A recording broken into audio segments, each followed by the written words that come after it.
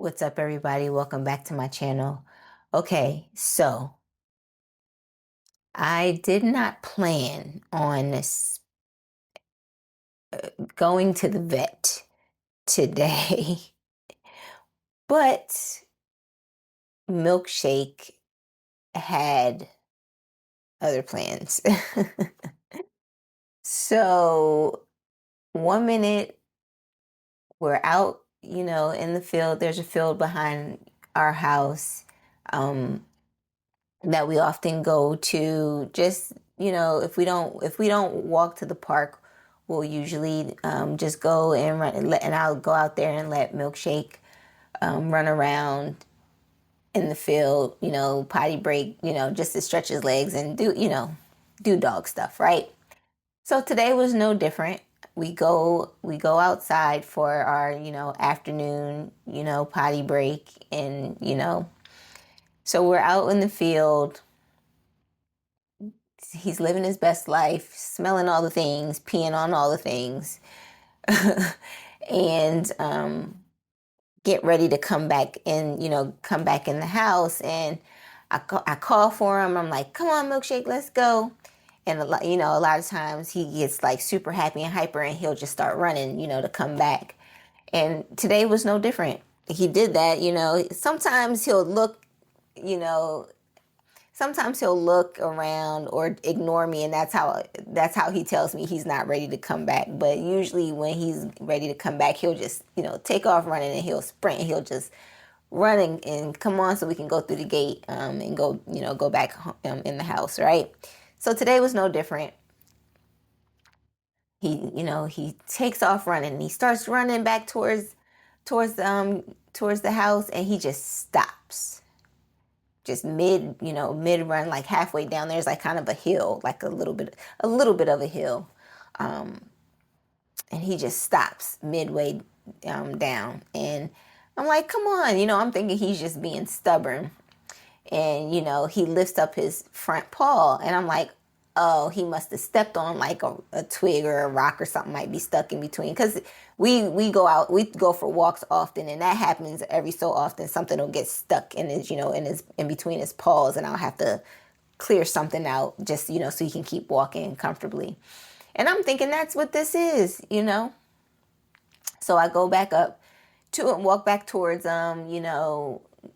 pick up his little paw, and I'm, cleaning, just brushing through it with my fingers, just to make sure, wasn't nothing stuck in between them or anything like that. But I didn't feel anything, and I didn't see anything. So I'm like, all right, I don't see nothing. Maybe it fell out, when I picked up your paw or something, right?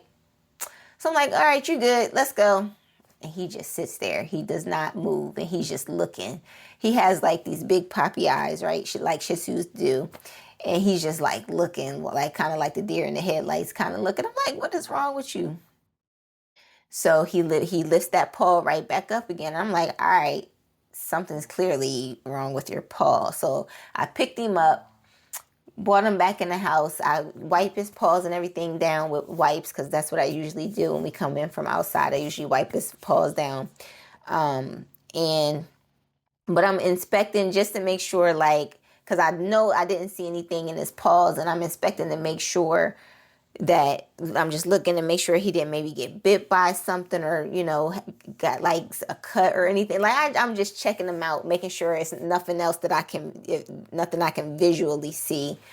And he looked good. I was checking, if you know anything about little dogs, because Milkshake is tiny. He's a tiny little dog. He's probably, well, I know he's below average size, of a average size or regular size Shih Tzu. He's smaller than your average size Shih Tzu. So his little bones and little joints, the small dogs particularly usually have issues with like their joints popping in and out of the socket a lot of the times. And so I'm thinking that might be what's going on. So I'm kind of just doing my initial little inspection to see if he shows any sign of being uncomfortable or anything.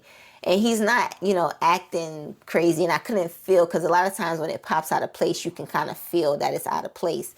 And I didn't notice any of that. So I'm like, all right, I don't know what's going on with you, Shake. So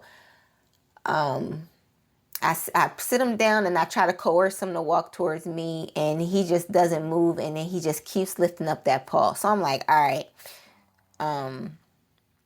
So I carry him into the living room, and I try like one more time because I didn't, sometimes, because sometimes dogs be doing stuff like, even though Shake hasn't particularly done this before, but I've seen videos where like dogs, they act like they fake being hurt or injured because they want more attention or whatever. And I'm not necessarily thinking that this is what it is, but also I am kind of, because recently, like I stated, Shake's been a little bit clingy, more clingy than usual, and you can probably hear him snoring in the back. He is knocked out. We'll get to that later, but he's always, this is his bedtime. Anyway, so, and he snores like a 100-pound dog. But anyway, I digress. So I'm thinking maybe this might be some of that, but not exclusively. So I try to coerce him to walk towards me again. And he's like, all right, fine. You want me to walk? I'll walk. And he's limping. Like he's limping so hard. And I'm like, okay, something is really wrong. Okay, let me go ahead and take you to the vet. Luckily, they had an appointment available shortly after I called. So we were able to go ahead and go up to the vet. But here's the kicker, guys. Here's the kicker. As soon as we get to the vet, and I take Milkshake out and to put his harness on him before we go into the vet. Do you know, as soon as I take him out and put his harness on his leash, he starts running around crazy. Like nothing's wrong with it. I'm like, are you serious right now? So I'm thinking, were you really just faking that the whole time? Because he's just running around, jumping up and down on the sidewalks, barking at other dogs as they're coming in and out of the door. I'm like, okay, Shake. These people gonna think I'm crazy if you go in here walking around normal, acting like nothing's wrong with you.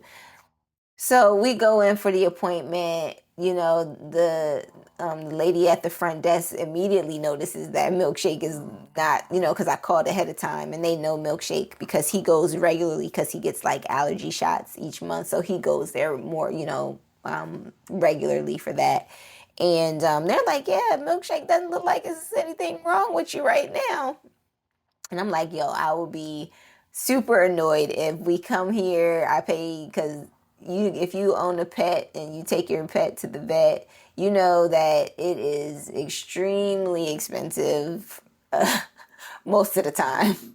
So, I'm like, hopefully, I mean, not wishing that anything bad is wrong, but I'm just like, I hope I don't get up here and end up paying all of this money for y'all to tell me nothing's wrong with them. So, because that's always what I fear, because I am like super hyper extra when it comes to Milkshake because he's such a tiny dog. And so when stuff happens to him, I worry.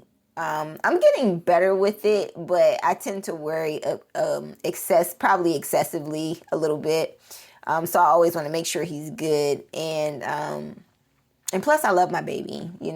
That's my fur baby, and I treat him like a child. So so I love him so much, and I just I don't hesitate when something looks crazy. Now simple stuff, yeah, I can take care of, but when it's something that stands out like this, I'll go ahead and take him to the vet. So we get there, and we get called back by the doctor, and what I found out is that the fact that Milkshake was running around acting normal, even though he was only running around outside, but before we went in, I picked him up and stuff because I didn't want him to keep, just in case he was really hurt, I didn't want him to keep walking on his, walking on that paw and stuff. And so, I'm holding him the whole time we're in there, and I carry him back, and everything. But one thing that I did learn about dogs is that, a lot of times with the excitement, and they see that they're about to go into a vet, their adrenaline, they get a rush of adrenaline, and they forget that they're hurt. Like the adrenaline acts as like a temporary pain reliever. So they can run around and do all the things. And I was like, okay, that's kind of similar to, what humans experience, like the best example I can give is like with, athletes and stuff like that. You playing the game, you might actually get hurt or cut or something, and you don't even know it because you're just like, all riled up. Your adrenaline is pumping and stuff.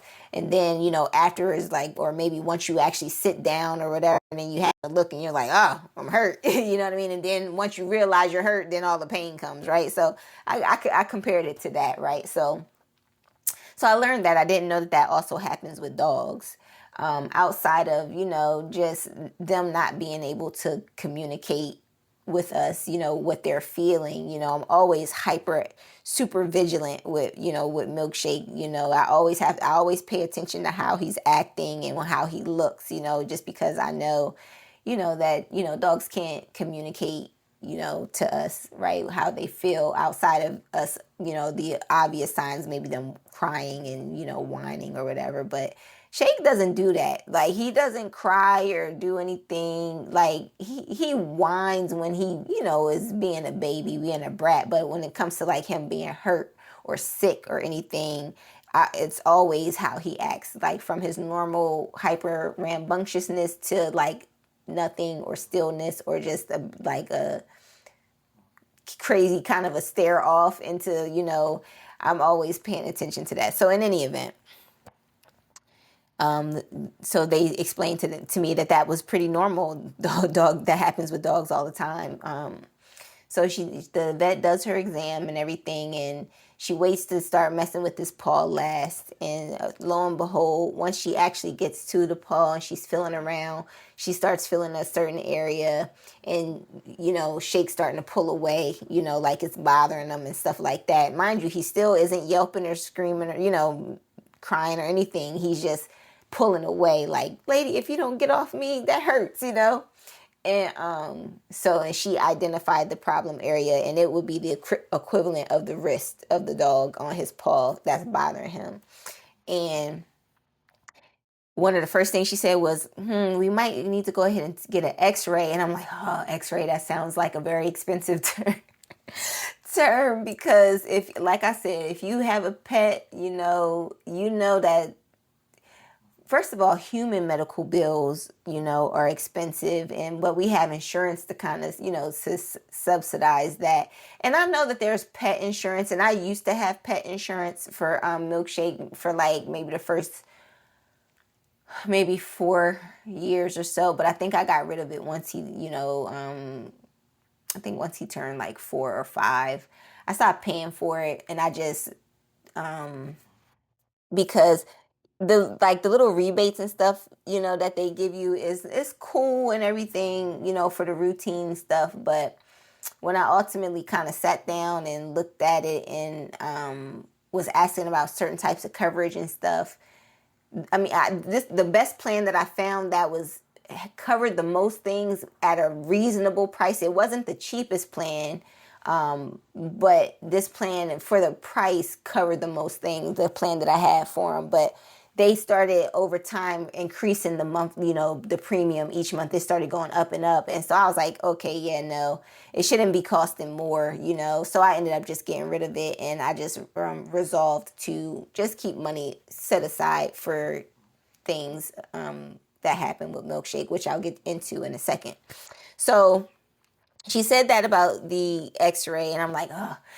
But she also laughed too, but she was like, but we don't have to go straight to the x-ray. She was like, we can just give him pain meds and see, if that resolved the issue. But after about a week, if he still, seems like he's having issues with, with the paw and limping and stuff, to go ahead and come to double check, because she said it didn't feel like anything was broken or anything like that. So she suspected that he might have just sprained his ankle, basically, which, isn't far-fetched, because like I said, they usually, little dogs, and his bones and stuff are so tiny, usually have issues like that from time to time. So